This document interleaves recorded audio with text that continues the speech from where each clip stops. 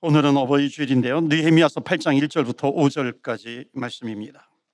그 가운데 먼저 1절, 2절, 두 구절의 말씀 읽도록 하겠습니다.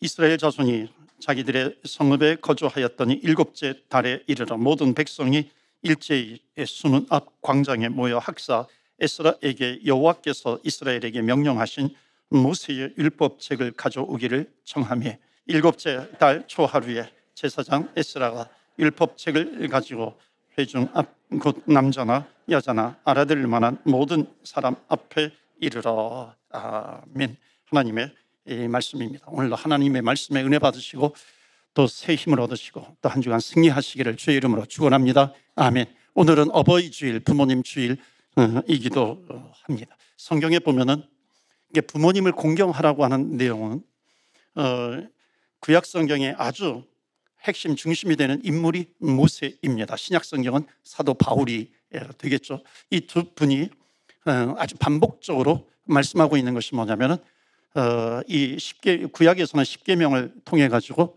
내 부모를 공경하라라고 하는 말씀이 있습니다. 이것을 이제 사도 바울은 신약에서 좀 더 풀어주고 있어요. 뭐라고 하고 있냐면은 자녀들아 너희 부모를 주 안에서 공경하라라고 하는 말씀입니다. 그러니까 부모님을 공경하라라고 하는 것, 신명기서 말씀 한번 보여주시겠어요? 이 말씀이 어떻게 나오냐면 너는 내 하나님 여호와께서 명령한 대로 내 부모를 공경하라 이렇게 말씀하고 있습니다. 그러니까 이거는 부모 공경은 하나님의 명령이라고 하는 겁니다. 그러니까 명령이라고 하는 것은 뭐예요? 하나님의 명령? 이 땅에서 내가 해도 되고 안 해도 되고 하는 그런 선택적인 그런 사항이 아니라 반드시 해야만 하는 하나님의 명령이라고 하는 겁니다. 그런데 우리 현대인들은 부모 공경하라 그러면 별로 좋아하지 않습니다. 예전에는 그게 맞는 말이었는데 지금은 좀 시대에 뒤떨어진 말이라고 생각하기도 합니다. 뭐 부모님이 부모다워야 공경을 하지 이렇게도 생각하기도 합니다. 그래서 부모님을 공경하는 것이 아니라 오히려 부모님을 공격하기도 합니다. 단어가 좀 비슷하지만 공경이 아니라 공격하기도 하는 그런 일들이 이 땅에서 일어나기도 하는 겁니다. 그러나 여러분, 이 부모님을 공경하라라고 하는 것은 분명히 하나님께서 주신 아주 엄위하신 그런 말씀이다라고 하는 겁니다. 명령이다라고 하는 겁니다. 자, 부모님을 공경하라고 해요. 이것이 무엇이냐면 첫 번째는 이겁니다. 아까도 말씀을 드렸지만 자녀들아 주 안에서 부모를 공경하라 이렇게 말씀하고 있습니다. 그러니까 주 안에서 부모님을 순종해라라고 하는 거죠. 세상은 그냥 부모를 공경해라 이렇게 이야기하고 있습니다. 그런데 부모를 주 안에서 순종하라, 공경하라, 이 주 안에서라고 하는 단어가 첨가가 되었는데 굉장히 중요한 단어입니다. 주 안에서라고 하는 것은 뭐냐면 in the Lord, 십자가의 사랑으로 공경하라, 십자가의 사랑으로 사랑하라라고 하는 겁니다. 여러분, 십자가가 뭐예요?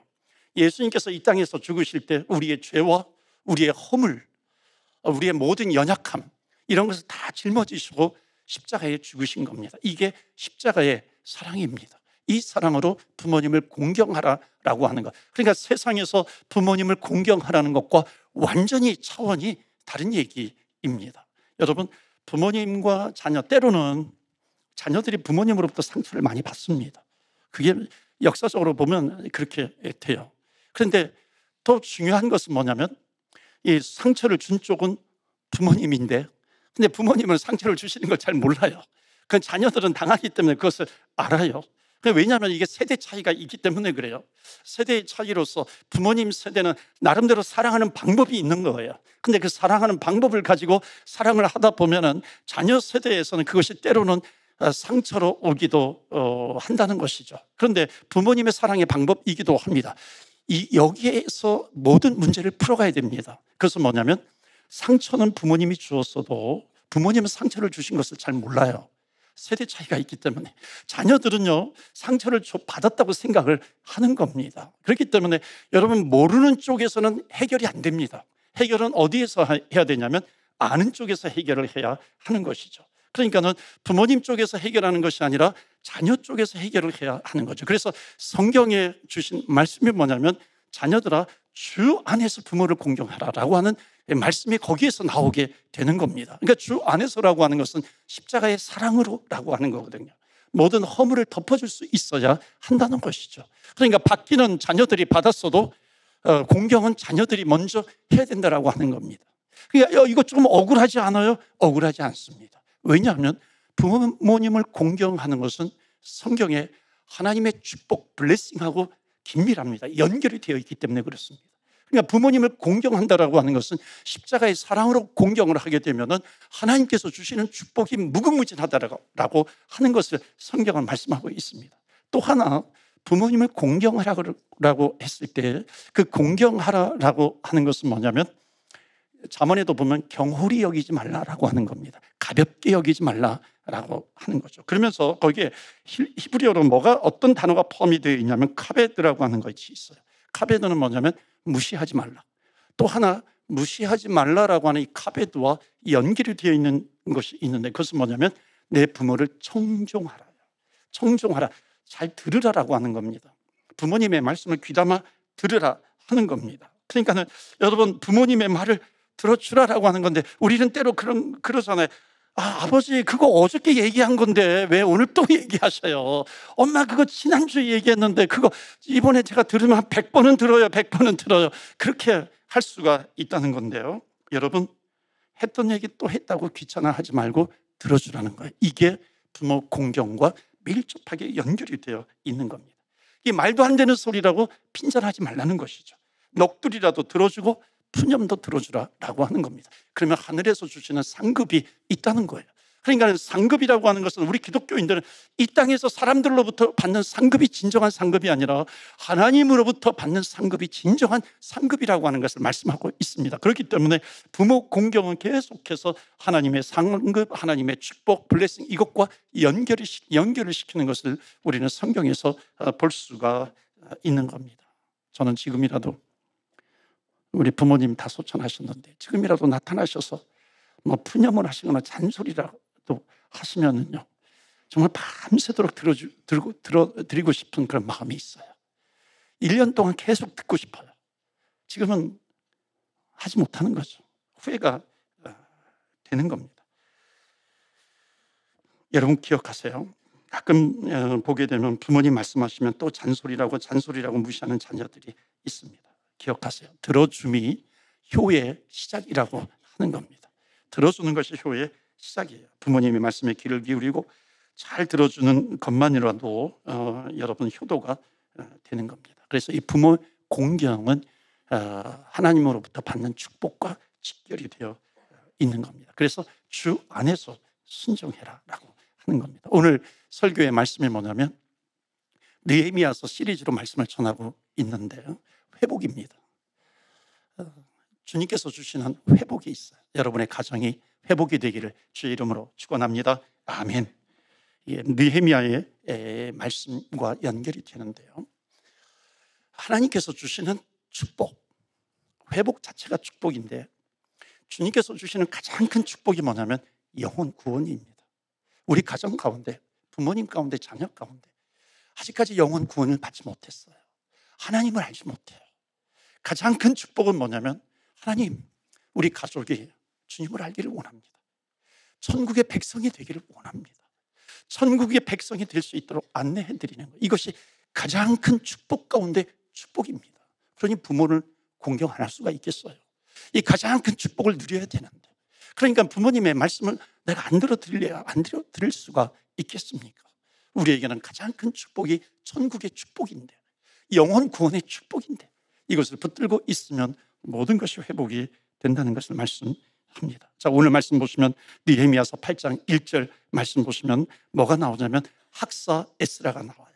자, 느헤미야가 나와야 되는데 8장을 피니까 학사 에스라가 느헤미야가 이제 백성들을 모아놓고 학사 에스라를 초청을 해서 학사 에스라를 통해서 말씀을 전해주게 하는 겁니다. 자, 학사 에스라는 누구냐면 잠깐만 제가 설명을 드리면 이스라엘 백성들이 포로로 끌려가잖아요. 그런데 바사의 고레스라고 하는 왕이 포로로 끌려온 민족들, 유대 민족뿐만 아니라 모든 민족들을 다 자기 고향으로 돌아가도 좋다라고 하는 고레스 칙령을 내립니다. 그때 이제 이스라엘 백성들이 1차, 2차, 3차에 걸쳐가지고 포로 귀환을 합니다. 1차에 그 지도자를 세워서 돌아오는데 1차의 지도자는 스룹바벨이라고 하는 사람이에요. 이거 반복해서 나오니까 그냥 들으세요. 스룹바벨이라고 하는 사람인데, 스룹바벨과 함께 1차 포로 귀환한 사람들은 예루살렘 성전이 무너졌잖아요. 성전을 다시 재건합니다. 그래서 그 성전을 스룹바벨 성전이라고 부릅니다. 2차 귀환은 지도자가 누구였냐면 에스라예요. 바로 오늘 본문에도 나오는 학사 에스라입니다. 에스라는 말씀이 있어요. 그래서 백성들에게 말씀을 전합니다. 그래서 말씀이 들려지니까 회개의 역사가 나타나게 되는 것이고, 그리고 신앙 부흥이 나타나게 됩니다. 그로부터 또 얼마 후에 또 3차 귀환이 이루어지는데, 그때 3차 귀환의 지도자가 누구냐면 바로 우리가 지금 느헤미야서를 읽고 있는 이 느헤미야입니다. 그러니까 느헤미야는 돌아와가지고 사람들과 함께 무너진 예루살렘 성벽을 재건하게 되는 겁니다. 그래서 느헤미야서 1장부터 7장까지는 성벽 재건이 나오는 것이고, 오늘부터 이제 8장부터 보면은 아주 중요한 느헤미야의 마음이 나옵니다. 그것은 뭐냐면, 처음에는 성벽 재건이었지만은 그 다음에 8장부터는 회복이에요. 이 회복이라고 하는 거, 그러니까는 지금 느헤미야는 성벽 재건보다 중요한 것은 뭐였냐면은 믿음으로 이 백성들을 믿음으로 다시 새롭게 세우고 싶어하는 그런 마음이 느헤미야에게 있었다는 겁니다. 그러니까는 성벽 재건한 다음에 이스라엘 백성들이 이제 다시 새롭게 믿음이 새롭게 되기 위해서 제일 먼저 취한 것이 뭐냐면 학사 에스라를 초청해가지고, 왜냐하면 에스라는 2차 때 이미 와 있었어요. 그러니까는 예루살렘에 이미 있었던 사람입니다. 그러니까 그를 데려다가 말씀을 읽게 하는 거죠. 그러니까 말씀을 읽게 하는 것으로 인해 가지고 그 믿음을 새롭게 하려고 하는 그런 내용이 여기에 나오는 겁니다. 그래서 6절 보시겠어요? 6절 보시면은 이제 이스라엘 백성들이 그 말씀을 들으면서, 여기 이스라엘이라고 하는 것은 지금으로 말하면 기독교인으로 이렇게 바꿔서 해석을 해도 아주 똑같습니다. 6절에 보시면은 다 같이 읽어요. 시작. 에스라가 위대하신 하나님 여호와를 송축하며 모든 백성이 손을 들고 아멘 아멘 하고 응답하고, 여기까지요. 자, 말씀을 들으니까요, 아멘 아멘 하고 그것도 손을 들으면서 아멘 아멘 하면서 이렇게 반응을 하고 있는 것을 볼 수가 있습니다. 여러분, 말씀을 들으면요 반응하셔야 돼요. 지금도 제가 믿습니까? 그러면 아멘 그렇게 반응하시는 거잖아요. 반응하는 게 정상이에요. 아멘 아멘 두 손 들고까지 반응하라고 하진 않겠지만은 아멘 아멘 하면서 반응하는 것은 너무 중요합니다. 좋은 겁니다. 제가 여러 교회를 좀 다녀봤는데 가장 감동이 되는 그 예배가 아프리카에 가서 예배를 드릴 때입니다. 그냥 세네갈에서도 드리고, 그리고 하이티는 뭐 중남미에 있지만은 그 사람들이 베냉 사람들이거든요. 아프리카 베냉에서 포로로 끌려온 사람들을 중심으로 해서 하이티라고 하는 나라가 구성이 되어 있는데, 그 민족은 다 흑인이에요. 예배를 드리는데 얼마나 열정적으로 드리는지 몰라요. 그래서 두 손을 번쩍 뜨고, 손이 이만해요. 아주 뒤에서 보면 시커먼 손이 이만해가지고 막 얼굴을 다 덮을 것 같은 그 손을 들고서 열심히 아멘 하면서 찬양하는 거예요. 앞에는 여기가 손바닥은 또 하얗거든요. 아멘 아멘. 근데 아멘 아멘만 하는 것이 아니라 대답을 해요. 목사님이 설교를 하면 Yes, you are right, Reverend, you are right. 그러면서 설교 시간에 대답도 하는 겁니다. 한국 교인들 아멘 손을 들고 Yes, you are right 이렇게 할까요? 어림없는 얘기죠. 우리 한국 사람들 얼마나 얌전하게 예배를 드려요. 그러나 때로는 정말 저 말씀이 나에게 주시는 말씀이다라고 하는 그런 믿음이 있으면 한번 반응해 보시기를 바랍니다. 성경적으로 반응해 보세요. 아멘, 아멘 하는 겁니다. 8절 뒷부분 보실까요? 자, 낭독을 했어요. 아멘, 아멘 하는 것뿐만 아니라 8절 마지막에 보시면 저 다 깨닫게 하니, 낭독하는 것을 다 깨닫게 하니, 그 부분만 읽을까요? 시작. 낭독하는 것을 다 깨닫게 하니. 말씀을 들으면 깨달음이 있다는 겁니다. 여러분, 이 깨달음이라고 하는 것이 뭐냐면 우리 믿는 사람들 안에는 홀리 스피릿, 성령이 있어요. 성령께서 말씀을 들으면 말씀을 풀어 해석해 주신다는 거예요. 말씀을 이해할 수 있도록 한다는 거예요. 때로는 성경이 참 어렵기도 하거든요.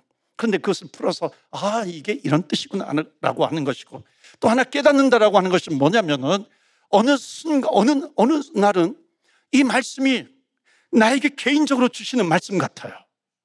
그러니까 그 말씀이 나에게 딱 찔림이 되는 겁니다. 이게 깨달음이 되는 거예요. 그 찔림이 되면 어떻게 합니까? 감동이 되죠. 눈물이 나죠. 회개가 되죠. 그리고 변화가 되는 겁니다. 어떻게 됩니까? 9절 말씀 보실까요? 9절 말씀 다 같이 읽겠어요. 시작. 백성이 율법의 말씀을 듣고 다 우는지라. 다 운다는 거예요. 여기까지만 보겠어요. 말씀을 듣는데 울기 시작해요. 여러분 왜 우는지 아세요? 이 사람들은 깨달은 거예요. 말씀이 들려지기 시작하니까 우리가 얼마나 하나님과 멀어졌던가, 그 하나님의 말씀과 내가 얼마나 그 디스턴스, 그 거리감이 있었는가라고 하는 것을 깨닫게 되었다라고 하는 겁니다. 여러분 우는 거예요. 깨닫게 되니까. 하나님은 이것을 원했는데 보니까는 우리는 이 길로 가고 있었던 겁니다. 깨닫게 된 것이죠. 말씀이 들려지니까. 그러니까 우는 거예요. 통곡하고 있는 겁니다. 여러분 우는 사람은 반드시 하나님께로 돌아가게 될 줄로 믿습니다. 아멘. 하나님께로 돌아가게 된다는 겁니다. 저는 이것을 보면서 정말 말씀이라고 하는 것, 하나님의 말씀이라고 하는 것은요 정말 능력이에요. 그 말씀에는 뭐가 있냐면 권세가 있어요. 말씀은 생명이라고 하는 겁니다. 그렇기 때문에 우리는 말씀을 들어야 돼요. 말씀을 읽어야 되는 것입니다. 그렇다면 그 말씀이 나에게 들어오게 되면 그 말씀이 능력이 되는 것이고 생명이 되는 것이죠. 생명이라고 하는 것이 뭐예요? 죽지 않는 거잖아요. 살아나게 된다는 것입니다. 백성들은 깨닫게 되는 것이죠. 여러분 한번 생각해 보세요. 이게 깨닫는 거예요? 아니면 하나님께서 깨닫게 하시는 겁니까? 하나님께서 깨닫게 하시는 거죠. 하나님께서 깨닫게 해주세요. 그럼 반드시 나타나는 역사가 뭐냐면 돌아오게 된다는 거예요. Return to God. 하나님께 돌아오는 역사가 나타나게 되는 겁니다. 하나님은 때로는 고난을 통해서라도 고통을 주시면서까지도 돌아오게 되는 겁니다. 그런데 얼마나 안 돌아오려고 우리는 몸부림을 쳐요. 얼마나 고집을 피웁니까 우리가. 안 돌아가려고 하는 것은 고집이죠. 한 번은 어떤 사람이 어느 집을 찾아가는데 저를 이렇게 안내해 주는 겁니다. 근데 안내해 줬는데 그 당시에는 이 내비게이션, 지금은 뭐 내비게이션이 있어가지고 그걸 가지고 찾아가는데 그때는 그런 것도 없었어요. 아마 처음 나오려고 할 때였던 것 같아요. 그러니까 흔치 않은 거죠. 근데 갔는데 이 집이 어디 갔지? 집이 어디 갔지? 그러는 거예요. 집을 못 찾고 있는 겁니다. 집이 어디 갔지? 이상하네. 여기 분명히 있었는데 어디 갔지? 여러분 집이 어디 가버린 거예요? 아니면 내가 못 찾은 거예요? 어느 것이 맞는 겁니까? 내가 못 찾는 거잖아요. 그런데 계속해서 고집을 피우는 겁니다. 집이 여기 있었는데 집이 여기 있었는데. 여러분 말씀이 뭐냐면 영적인 지도예요. 영적인 맵입니다. 내가 하나님이 원하시는 데서 얼마나 떨어져 있는지 그것을 발견하는 유일한 길, 그 길은 뭐냐면 우리가 하나님 말씀 앞에 서는 거예요. 주님 앞에 서게 되는 것입니다. 느헤미야가 하고 싶었던 것이 바로 이거예요. 여러분 지난번까지 느헤미야 시리즈에 성벽 재건에 초점을 맞췄잖아요. 그런데 원래 느헤미야의 마음은 이 성벽 재건보다도 더 중요한 것이 있었어요. 그것은 뭐냐면 이스라엘 백성들, 자기 민족들을 하나님 앞에, 말씀 앞에 세우고 싶은 거예요. 그 하나님 앞에 세움으로 말미암아 말씀을 들음으로 그 믿음이 새로워지기를 원하는 그 느헤미야의 마음이 이제 8장부터 계속해서 나오고 있는 것을 보고 싶은 겁니다. 그러니까는 주님의 말씀 앞에 서니까 뭐예요? 회복이 되는 거죠. 말씀을 들으니까 회복이 되는 겁니다.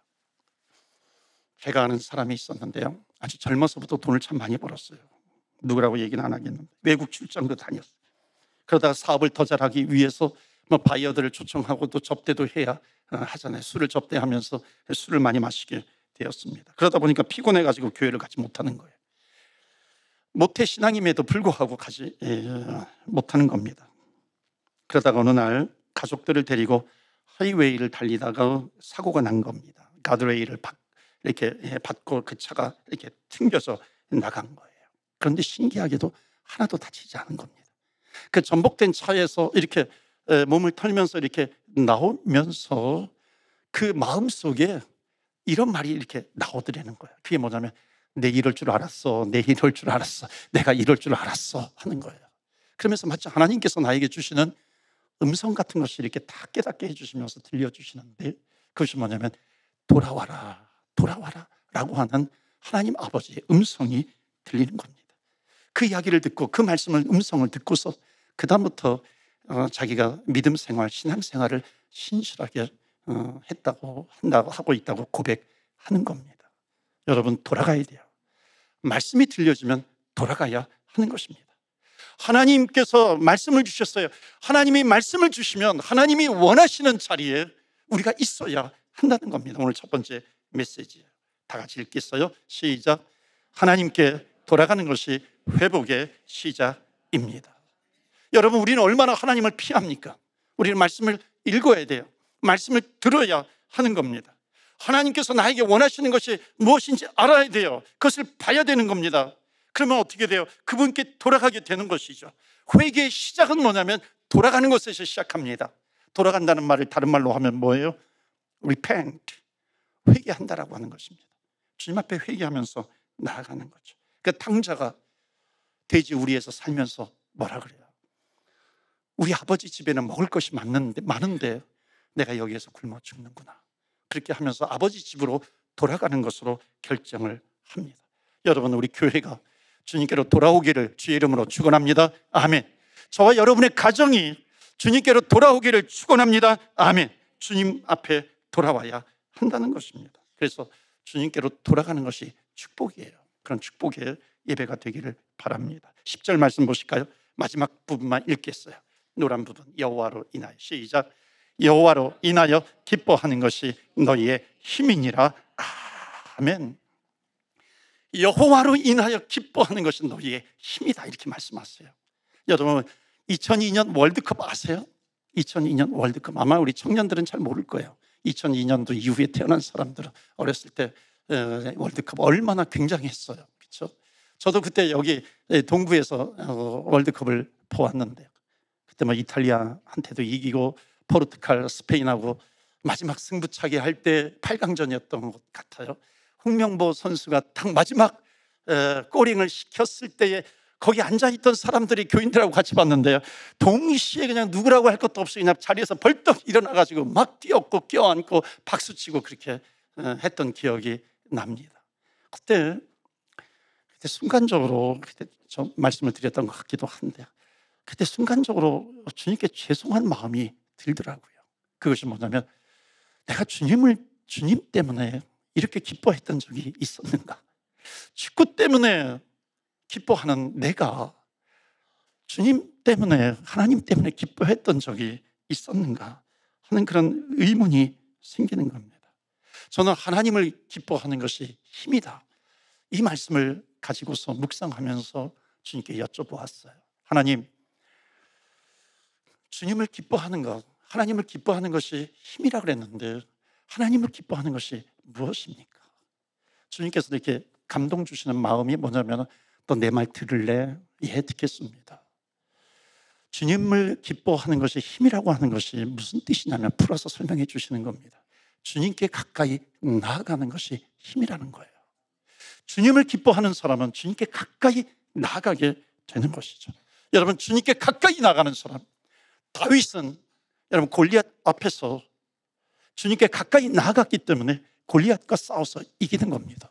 주님께 가까이 나아가는 사람, 주님을 기뻐하는 것이 힘인데, 이 세상에 나에게 어떤 문제가 있다 할지라도 주님을 기뻐하는 사람, 주님께 가까이 나아가는 사람은 그 문제를 이기게 될 줄로 믿습니다. 아멘. 이게 믿음이 있는 사람들의 모습이라고 하는 것이고, 여호와를 기뻐하는 사람입니다. 한번 아내와 병원 신방을 했어요.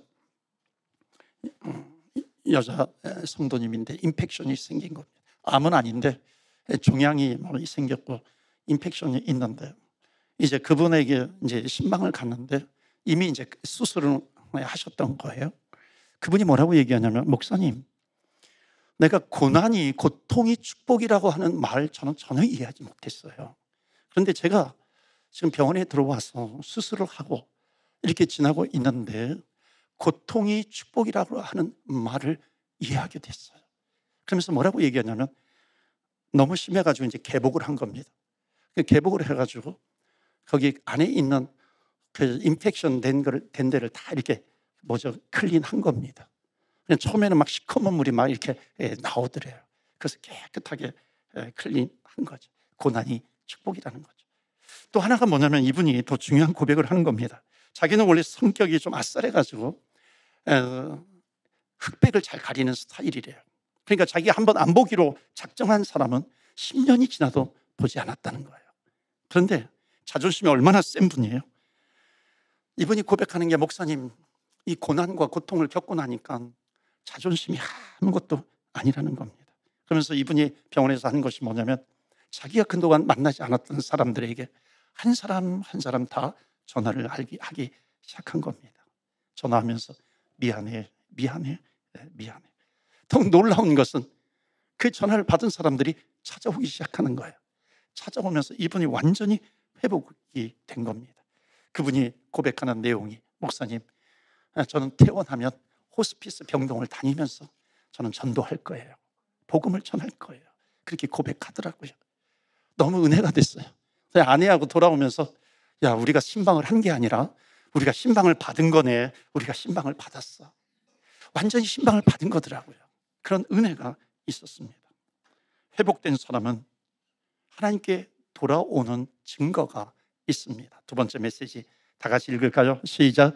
하나님을 기뻐하는 것이 회복의 증거입니다. 하나님을 기뻐하는 것이에요. 회복된 사람은 그분을 즐거워하게 돼 있습니다. 그런데 내가 주님으로부터 떨어져 있음에도 불구하고, 그것을 알면서도 불구하고 왜 안 돌아가는 거예요? 왜 계속해서 버티는 거죠? 돌아와야 되는데, 돌아와야지 회복이 되는데 왜 돌아오지 못하고 있는 겁니까? 그래서 느헤미야는 이스라엘 백성들 성벽을 세웠는데, 성벽을 세운 것보다도 중요한 것은 뭐냐면, 내 민족이, 내 동족이, 내 가족이 주께로 돌아오는 것. 그래서 하나님 말씀 앞에 서게 하는 것, 이것이 어느 것보다도 중요하다라고 하는 것을 말씀하고 있습니다. 제가 1부, 2부 때는 찬송을 불렀는데 525장 돌아와 돌아와, 정말 은혜가 돼요. 눈물 없이는 부를 수 없는 그런 찬양이거든요. 돌아와 돌아와 마음이 고난이에요. 길이 참 어둡고 매우 험악하니 집을 나간 자여 어서와 돌아와, 어서와 돌아와. 여러분, 우리 교회가 오늘 예배가 돌아오는 예배가 되기를 축원합니다. 아멘. 우리 가정이 돌아오는 가정이 되기를 주의 이름으로 축원합니다. 우리 자녀들이 주님께로 돌아오는 그런 가정, 우리 자녀가 되기를 주의 이름으로 축원합니다. 아멘. 하나님께서 돌아오는 사람은 반드시 회복의 증거가 있는 겁니다. 그래서 마지막 말씀 보시면요, 18절 말씀 보시면 이런 내용이 있어요. 에스라는, 또 에스라가 나오죠. 첫날부터 끝날까지 날마다 하나님의 율법책을 낭독하는 겁니다. 첫날부터 끝날까지, 그럼 매일이에요. 그러니까 백성들은 매일매일 하나님의 말씀을 놓치지 않는 거죠. 이것이 성벽을 재건하는 것, 어찌 보면 성전, 외형적인 성전을 재건하는 것처럼 하는 것보다 훨씬 더 중요한 것은 뭐냐면 하나님의 말씀을 붙드는 것입니다. 하나님의 말씀으로 나를 재건해 가는 것입니다. 이것이 무엇보다도 중요합니다. 누가복음을 읽을 때마다 예수님 메시아를 기다렸던 84세 된 안나라고 하는 할머니가 참 감동적으로 다가오게 됩니다. 이 안나라고 하는 할머니는 결혼을 하자마자 남편을 잃어버렸어요. 그리고 84세 될 때까지, 메시아 주님 오실 때까지 혼자서 살아가는 겁니다. 여러분, 혼자서 사는 것이 얼마나 외로워요. 우리의 부모님도 혼자 사시는 분들이 있잖아요. 그런데 성경은 전혀 외롭지 않다 그래요. 성경이 증거하는 내용이 있어요. 왜 외롭지 않냐면, 누가복음에 보니까는 이 84세 된 할머니를 향해서 뭐라고 얘기하고 있냐면, 안나는 성전을 떠나지 아니하니라. 성전을 떠나지 아니하니라. 하나님의 말씀을 붙들었다는 거예요. 자기 하나님의 말씀을 붙들었기 때문에 자기는 전혀 외롭지 않은 것이고, 주의 말씀을 붙들었기 때문에 주님 앞에서 날마다 하나님께로 돌아가는 그런 인생이 되었다는 겁니다. 사랑하는 우리 주님의 제자교회 성도 여러분, 하나님의 말씀을 붙드십시오. 말씀은 생명이에요.